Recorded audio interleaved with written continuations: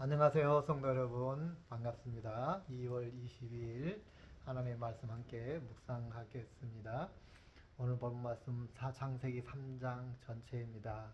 먼저 설교 들으시기 전에 한번 묵상하시고 읽으시고 설교 들으시기 바랍니다. 저는 핵심되는 몇 구절만 함께 봉독하도록 하겠습니다. 3장 6절 말씀. 여자가 그 나무를 본즉 먹음직도 하고 보암직도 하고 지혜롭게 할 만큼 탐스럽기도 한 나무인지라. 여자가 그 열매를 따먹고 자기가 함께 있는 남편에게 주매 그도 먹은지라. 9절 말씀. 여호와 하나님이 아담을 부르시며 그에게 이르시되 내가 어디 있느냐. 이르되 내가 동산에서 하나님의 소리를 듣고 내가 벗었으므로 두려워하여 숨었나이다. 이르시되 누가 너의 벗었음을 내게 말렸느냐. 내가 내게 먹지 말라 명한 그 나무 열매를 내가 먹었느냐. 아담이 이르되 하나님이 주셔서 나와 함께 있게 하신 여자 그가 그 나무 열매를 내게 주므로 내가 먹었나이다.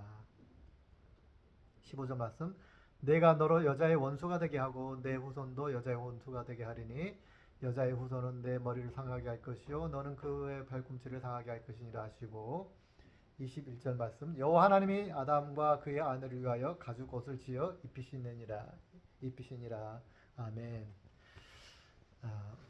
오늘 말씀의 주제는 죄와 회개와 구원인데 그 중에서 죄와 회개 부분에 좀 더 강조해서 묵상을 하도록 하겠습니다.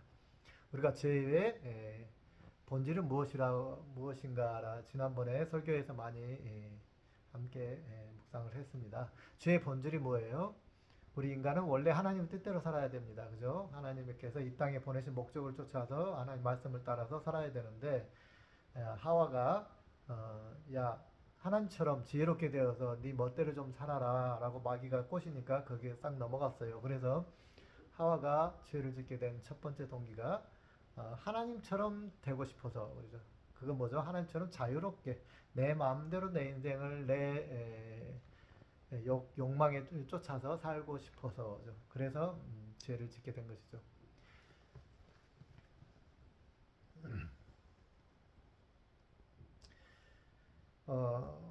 그런데 그 자기 이 죄의 속성 중에 하나가 죄는 반드시 전념이 된다는 거예요.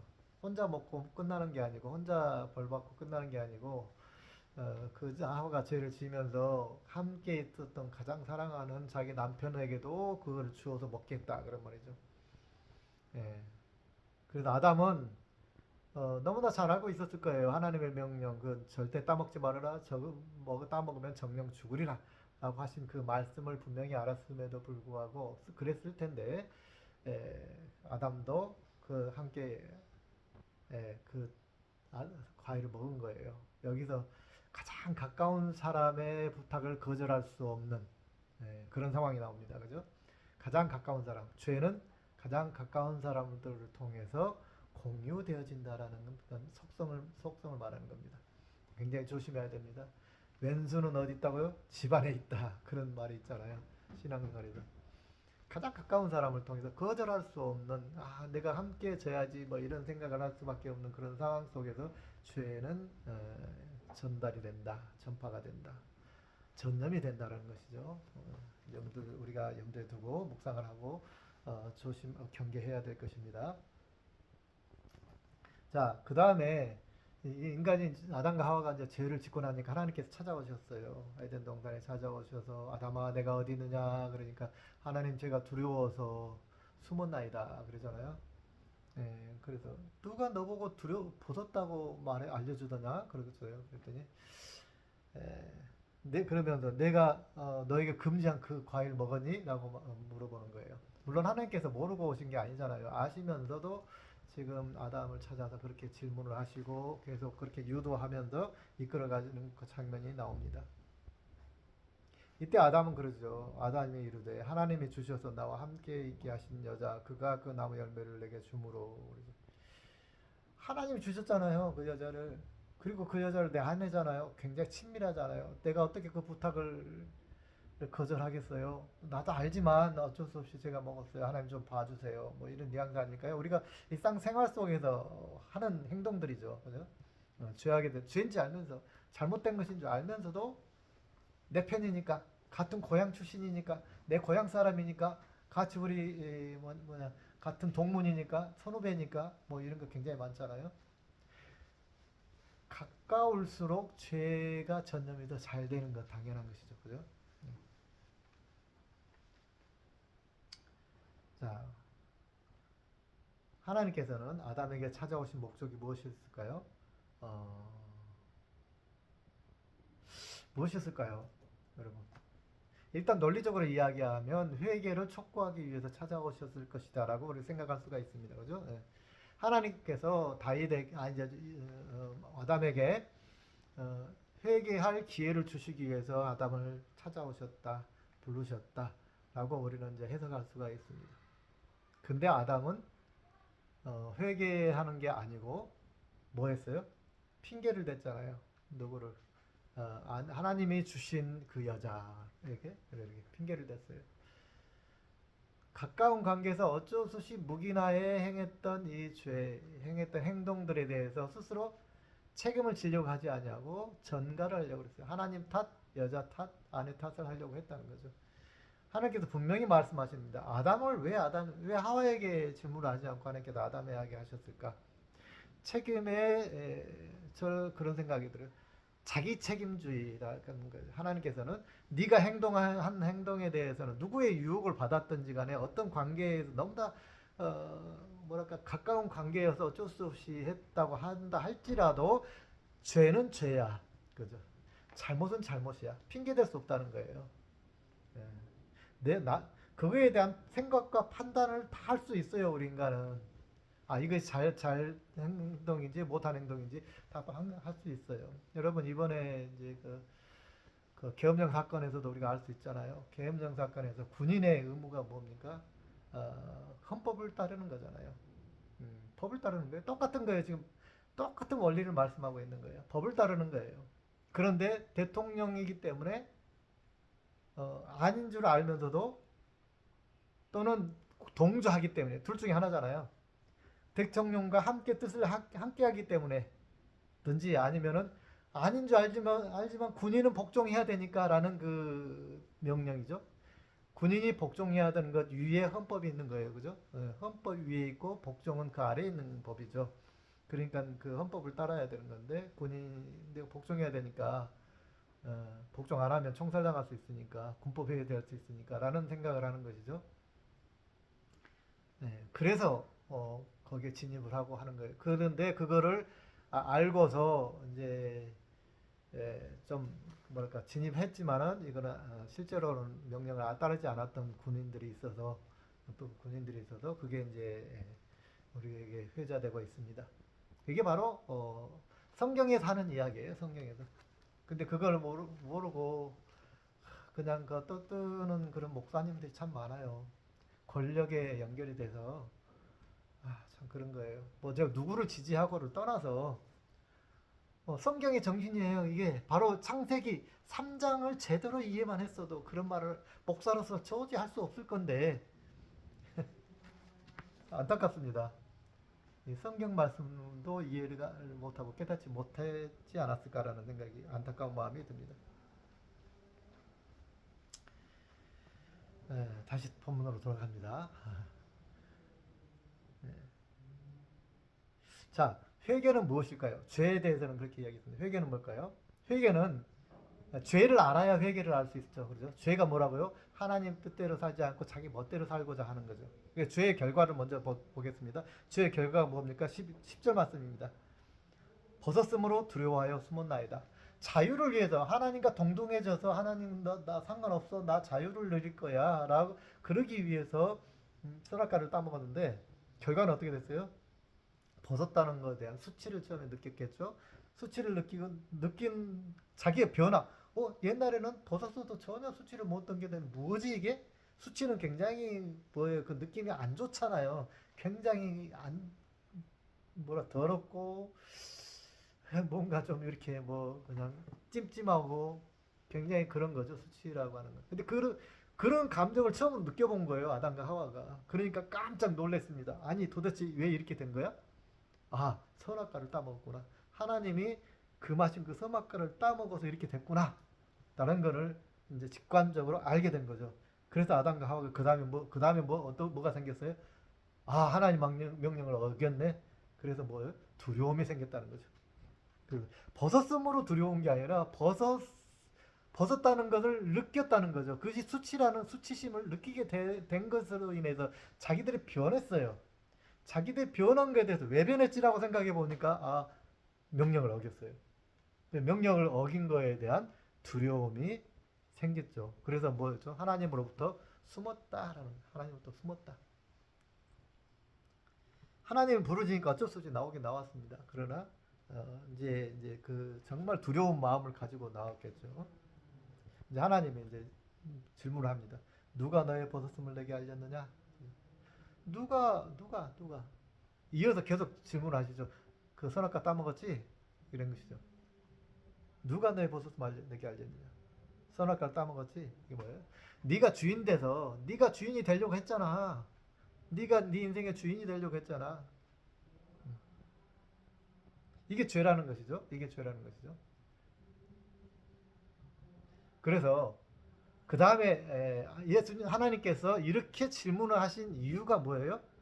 아담이 깨닫고 회개하기를 고백하기를 기대하는 마음으로 하셨을 거라는 것이죠. 그런데 결과가 뭡니까? 아담이 이르되 12절 말씀 하나님이 주셔서 나와 함께하게 한 그 여자가 핑계를 대는 거죠. 아니 너무 가까운 사람이면 어쩔 수 없잖아요. 그 상황에서. 그죠? 나 매정한 사람 만들 거예요? 난 매정한 사람 아니야. 우리는 보통 그렇게 생각하는 거예요. 부부간에 친한 친구간에 부탁을 거절하고 아니면은 뭐 청탁을 거절하고 하면 굉장히 매정한 사람 우리는 생각하는 거예요. 그러나 그게 정말 매정해서일까요? 생각해 보니까 제가 그런 오해를 굉장히 많이 당했던 것 같아요. 지 혼자 잘나다, 지 혼자 똑똑해서. 근데 모르겠어요. 저는 굉장히 고지식하다는 말을 많이 들어요. 고지식하다. 그래서 고지식하다는 말을 들은 것 같아요. 성경에 고지식해야 되는 거예요. 고지식했어야 됐어요. 아담은 하나님 말씀에 고지곧대로 실천했어야 됐어요. 비록 하나님이 주신 여자가 꼬셨더라도 넘어가지 말았어야 돼요. 이거 굉장히 큰 문제였고 뭡니까? 두고두고 인생의 지금의 우리의 남녀 관계를 이해하는데 이 말씀을 이해를 해야 돼요. 어쨌든 가장 가까운 관계임에도 불구하고 그걸 거절했어야 되는데 그러지 못했던 것 죄라는 거예요. 이 죄가 하나님 뜻대로가 아니라 내 뜻대로 살고자 하는 그 여자의 그 생각과 행동에 아담도 동조해서 묵인해서 동조해서 그렇게 한 죄에 대해서 하나님은 똑같이 죄로 판결하셨다는 거죠. 똑같은 죄다. 그래서 하나님이 회개의 기회를 주시기 위해서 계속해서 질문을 하십니다. 찾아오셨어요. 하나님이 찾아오셨고 질문을 하셨어요. 그런데 본인이 아담은 결코 회개하지 못했어요. 그죠? 오늘 본문의 어느 곳에서도 아담이 회개했다는 이야기는 없습니다. 아담은 회개도 못하고 자기 의지적인 회개조차도 못하고 그냥 핑계댔어요. 그 여자 때문에 라고. 회개라고 하는 것은 아주 간단합니다. 하나님이 뜻으로부터 도망치려고 했던 걸 돌이켜서 내 마음의 내 인생의 주인을 하나님께 내어드리는 거예요. 하나님, 내가 그동안 내 멋대로 살았습니다. 자유를. 근데 그렇게 살아보니까 뭐다고요? 두려움과 수치심과 고난과 이런 것들만 잔뜩 내 앞에 있었습니다. 나는 자유를 위해서 선악과를 먹었는데 자유가 아니라 나는 오히려 두려움과 구속과 수치와 이런 것들로만 가득 차게 되었더라. 평화롭지 못했더라. 진짜 자유가 없었더라는 것이죠. 그래서 하나님 앞에 다시 내 인생의 주권을 드립니다. 하나님께서 내 인생을 주관하시도록 제 마음을 결심을 합니다. 그렇게 내어드립니다라고 하는 것이 회개예요. 논리적 회개라는 건 바로 그런 거예요. 내 인생을 통째로 하는 거예요. 어떤 사건 하나하나에 대해서 회개도 하겠지만 사건 하나하나에 대해 회개하는 것이 중요한 게 아니고 내 인생 통째로 내가 주인으로 살아왔던 것을 회개하고 이 주인의 자리를 하나님 앞에 다시 돌려드립니다. 이게 회개라는 거예요. 그런데 아담은 어떻게 했다고요? 그 회개의 기회를 놓치고 말았다 라는 사실입니다.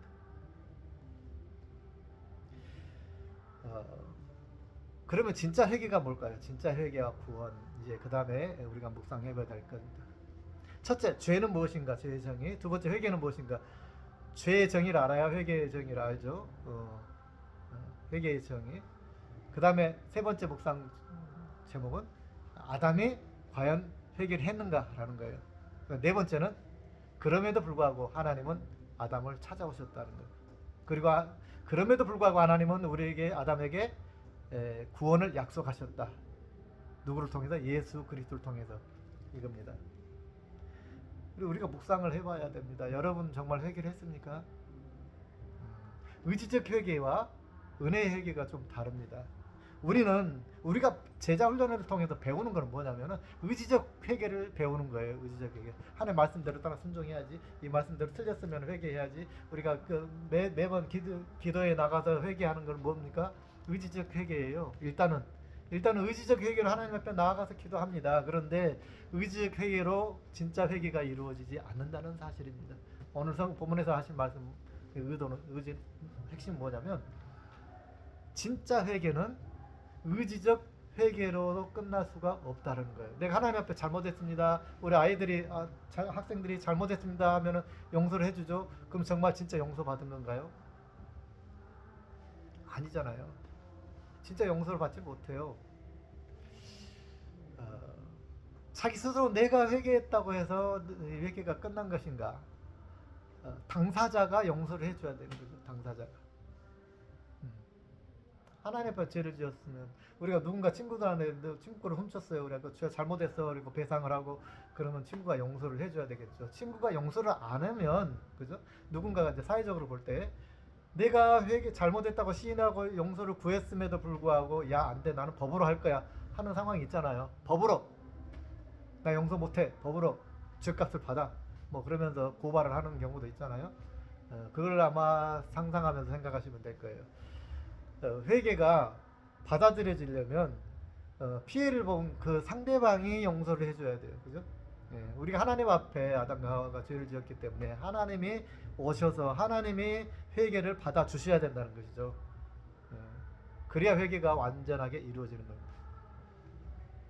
근데 우리가 그 은혜, 피해를 본 하나님께서 우리가 하나님을 배신했는데 배신을 당한 하나님께서 우리의 회개를 받아주셔서 인정을 해주셔야 돼요. 그런데 아담과 하와는 자신이 인정도 안 했다 그 말이에요. 시인도 안 했다는 거예요. 자기 죄를 시인도 못 했어요. 그래서 하나님께서 뭡니까? 징계를 딱 내리시잖아요. 징계. 계속 이어지는 본문에 보면 징계를 쭉 내리시는데 그걸로 끝나지 않고 그 다음에 예수 그리스도를 통한 완전한 회개와 구원, 완전한 구원을 이루게 해주실 것을 예언을 해주십니다. 그리고 3장이 마무리가 되죠. 마지막에 우리가 봉독했던 성경 구절 뭡니까? 하나님께서 아담과 하와에게 가죽옷을 지어 입히셨다라는 점이죠. 그 장면이 바로 언젠가는 분명히 하나님께서 우리를 회개를 받아주시고 아담은 자의적인 회개도 못했지만 자의적인 회개를 받아주시고 예수 그리스도 십자가로 죄를 없애주시고 우리를 진짜 구원해 주신다라는 약속을 주셨다는 것입니다. 성도 여러분, 오늘 우리가 이제 묵상해야 될, 핵심적으로 묵상해야 될 거는 회개라고 생각합니다. 자, 회개가 우리 마음대로 되나요? 그래서 우리는 진짜 구원할 때, 우리가 기도할 때 하나님 이걸 잘못했습니다, 이거 잘못했습니다 라는 것도 중요하지만 더 중요한 것은 그 잘못이 내 가슴속에 뼈저리게 느껴져야 되는 거예요. 그리고 하나님이 나를 용서해 주셨다는 그것이 내 마음속에 충만히 느껴져야 되는 거예요. 그것이 회개, 진짜 회개라고 저는 생각을 합니다. 우리는 회개의 수준을 내가 고백하고 한 수준에서 고백하고 나서 끝났다.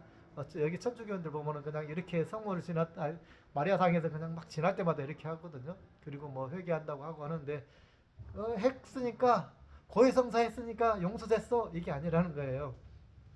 고해성사 했으니까 나 용서받았어 라고 믿고 싶은 것이죠. 그렇게 가르치고 싶은 것이죠. 회개는 진짜 회개가 됐는지 안 됐는지, 진짜 회개가 받아들여졌는지 안 받아들여졌는지는 하나님과의 관계 속성에서 본인이 알 수 있는 거예요. 본인이 아는 거예요. 본인이. 여러분 그런 경험을 하셨습니까? 하시기 바랍니다. 회개가 받아들여졌는지 안 받아들여졌는지는 내가 정말 하나님 앞에 기도할 때에 내 가슴 속에 와요. 그것이 안 되면 회개가 안 되는 거예요. 그것이 안 되면 나의 문제, 오래된 습관들이 해결이 안 돼. 그래서 기도하는 중에 하나님께서 내게 뭔가 내 감정적으로나 영적으로 뭔가를 부어주셨다. 이것을 용서해 주셨다. 내 회개를 받아주셨다라는 뭔가 사인을 우리가 느껴야 된다는 것이죠. 물론 안 느껴도 용서는 받을 수 있죠. 왜? 하나님의 소관이니까. 너를 용서했다라고 하는 건 하나님의 소관이기 때문에 내가 느끼지 못해도 하나님 용서해 주실 수 있어요. 그러나 이 땅에서 우리가 뭔가 정말 해방감을 느끼고 자유롭게 살려고 한다면 우리가 지은 죄에 대해서 하나님께서 용서해 주셨다는 사인을 감정적, 영적으로, 이성과 감정과 영적으로 느껴야 된다는 거예요. 그렇게 되시기를 바랍니다. 오늘의 묵상의 포인트입니다. 나는 정말 제대로 어떤 문제에 대해서, 어떤 욕망에 대해서, 어떤 욕심에 대해서 내가 회개를 했는데 이게 정말로 하나님 앞에 받아들여졌을까? 다시 이런 행동을 안 하게 되었을까? 라는 것이죠. 성도들 이 한 주간에 이 회개에 대해서 좀 깊이 묵상하시고 정말로 한 주간에 정말 하나님의 은혜구나 라는 것이, 내가 고백한 것에 대해서 하나님의 은혜가 임했구나 라는 것이 느껴지는 그런 기도를 하는, 그리고 느껴지는 그런 체험을 하는 한 주간이 되셨으면 참 좋겠습니다. 그렇게 되기를 기도하겠습니다. 주님 감사합니다.